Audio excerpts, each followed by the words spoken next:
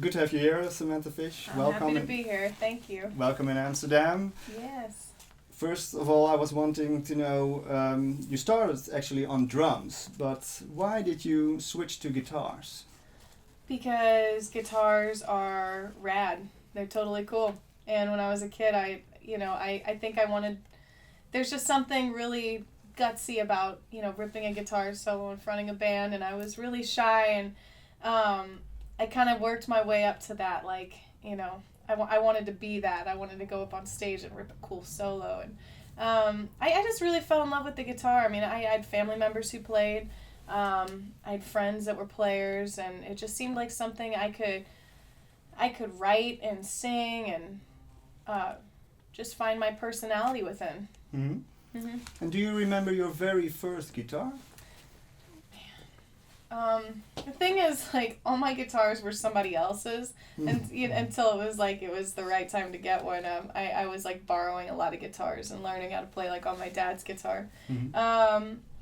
I think mine ended up being this pink custom Fender Strat, which I never ever played live. But my first official gigging guitar, oh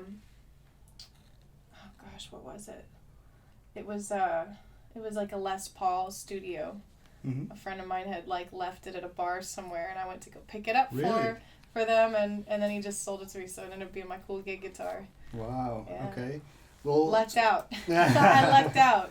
All right, we'll talk about your own guitars a little later on. Mm-hmm. But I wanted to know, how did you learn to play the guitar? Did you play along with your favorite records, or did you have a teacher?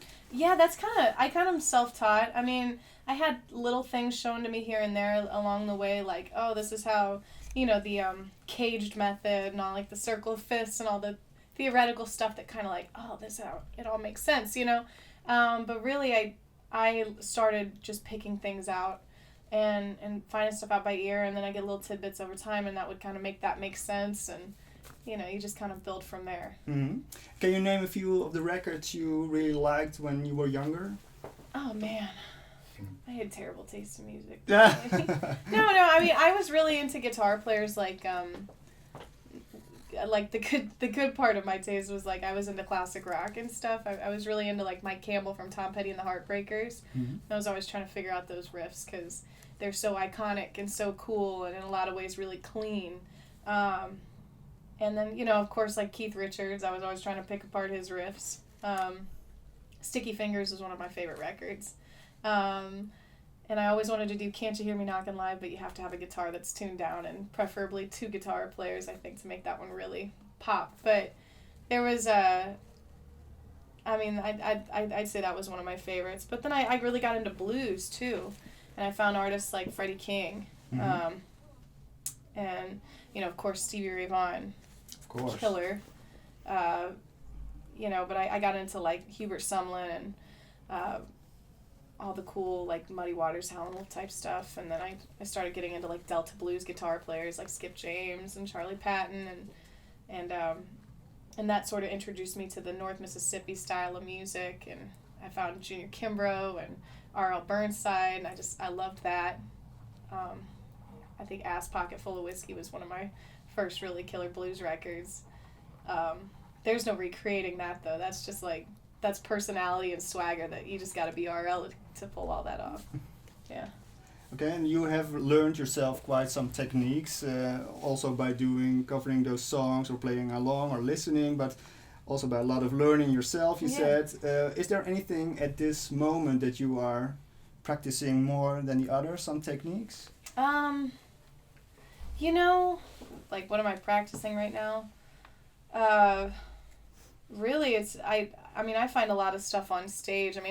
I really got into this picking method, and one of my friends, he produced Wild Heart and Belle of the West. Luther Dickinson's one of my favorite guitar players, but he does a lot of this hybrid picking in a way where he kind of keeps a drone going with his thumb, and then he does all this cool, melodic stuff with his up high with, Mm-hmm. the rest of his fingers.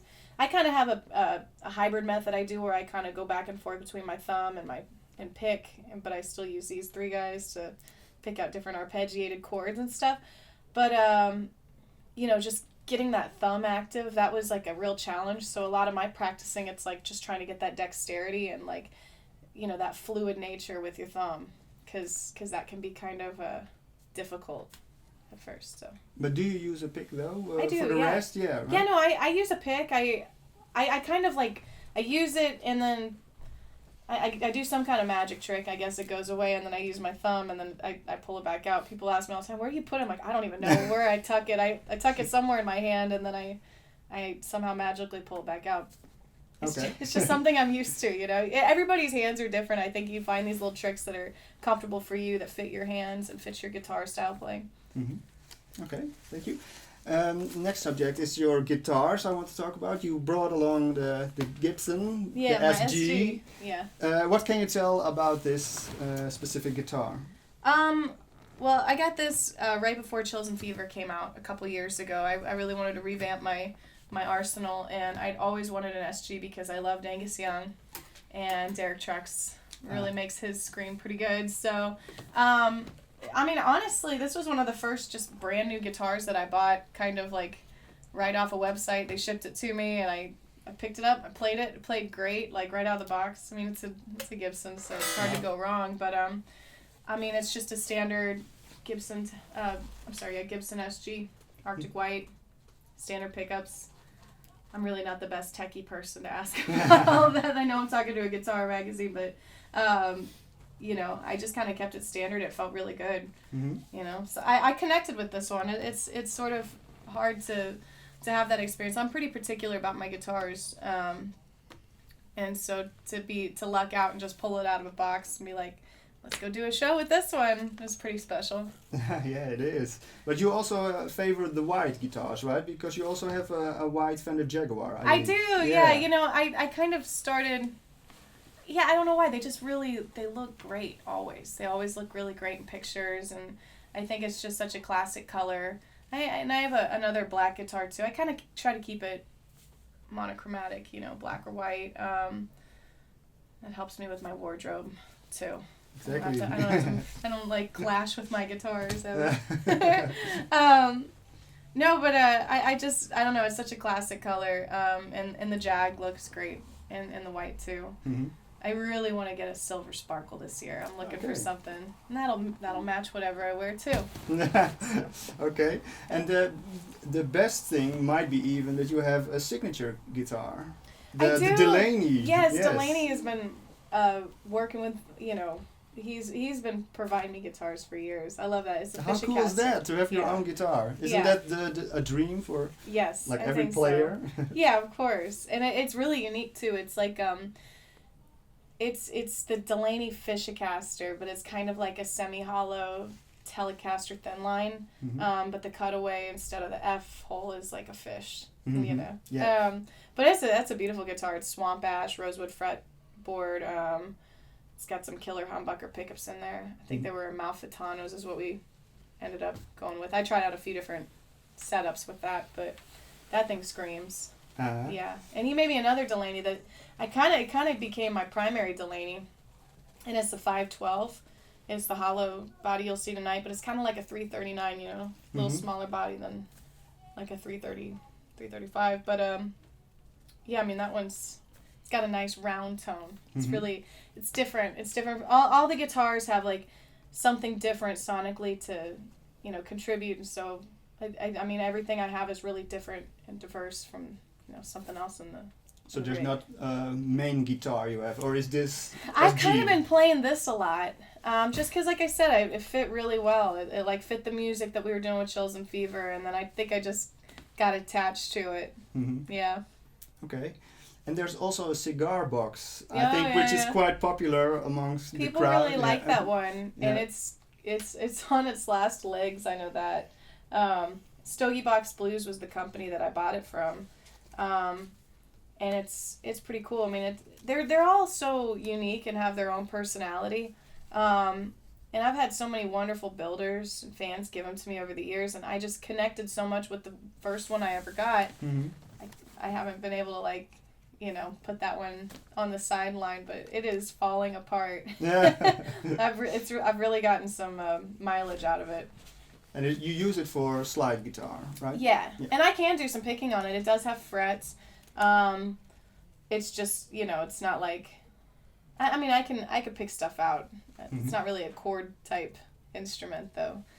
I tune it to an open G and just figure out the rest from there. Okay. Yeah. Other thing, amps and effects, of course, necessary for almost every guitar player. Yeah. What amps do you use actually these days? My home rig is it's a Category 5, which is a custom build out of Texas, and it's pretty great. I mean, a lot of mine are modeled after like Fenders, just like they're souped up in a way. It's all point wiring, kind of like a vintage style of putting together amps, and I'm a tube snob, so I only do tubes. But I kind of have a few different rigs I sort of cycle through, but mostly Category 5s. When I go on the road and we do a fly date, I'll use, if I'm using backline, I generally like to stick to like a Fender Super Reverb. This tour I'm using a Deluxe, which those are really nice too. Just, something versatile you can use in a bunch of different spaces. It can go from a festival to a club. You need I need stuff that I can turn down to a lower volume if I need to and really still get my tone out of it. It's a frustration with some of the bigger amps like a Twin. I can't you can't even hardly get those to cooperate on a fest, let alone in a little spot. So and guitar effects pedals, yeah, do you think they are necessary for your style, and which ones are really necessary? I've gone through phases with my pedals. I've gone through years of not having pedals at all and just going straight from a guitar into an amp, just because I really wanted to make sure that when I first started playing guitar, I kind of felt like I was using pedals and effects as like a crutch rather than as effects. I was getting my tone out of them instead of out of my hands. And so I did away with them for probably 3 years. It was a long time. But, I mean, honestly, things broke less often, which was kind of cool. And my hands got to a point where I could kind of pull different things out that, you get stronger. You get, like, a little, I don't know, it just helps you, I think. I think it helps to mix it up, no matter what you're doing. If you're constantly changing, you have to evolve and adapt to a new situation. But, I started adding pedals back in later on. Because I was like, oh, it would be cool to have like an octave, and kind of get this cool thing going here. And I added a fuzz in, which I need that now. What kind of fuzz? It's a JHS mini foot fuzz. I just liked it because it was like this big. It's kind of easy to put on a board. My favorite pedal though for like, it's really just overdrive. But it's the Analog Man King of Tone. I have an old school one that a friend of mine gave me, and it's a beaut. I like it. I mean, I was actually going online to see if I wanted to get a replacement for it just to have them back on hand, but those are really expensive. Like, they're really nice pedals. I'm like, oh my god, that was a very nice gift. But that's my favorite pedal that I have on my board. That I think if I had to take everything off, I would keep that. But I have a super shifter for dive bombs and fun effecty type stuff, and a delay, which I use quite a bit now, and a volume pedal on my board, just so I can kind of like mimic a pedal steel if I want to. That's been a lot of fun.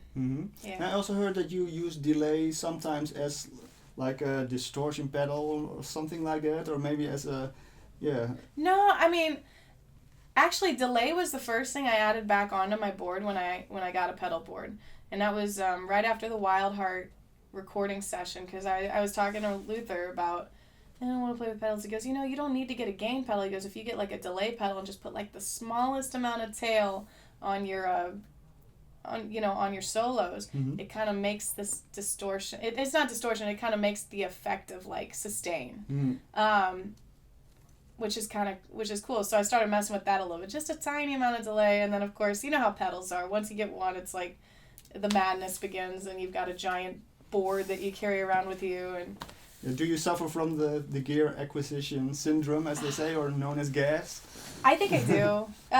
Probably not as bad as a lot of folks, but my thing is I get into a habit where I find something that I really like, and then it's really hard for me to try something else. Even if like somebody's telling me, no, this is way better, I'm like, no, I found my thing. I don't want to mess with my thing. But yeah, I mean, I've got I've got a house full of stuff I'm never going to use again, but I'm not going to get rid of it either. Like, that's another problem, is you start hoarding gear. Mm-hmm. But that's a good problem to have, I guess. I mean, geez. Mm-hmm. What environment do you like the best? Is it the stage or the studio? Oh, well, I think the grass is always greener when you're like constantly on the road touring. You kind of romanticize the studio a little bit more. I mean, I love the studio because you get to be creative. But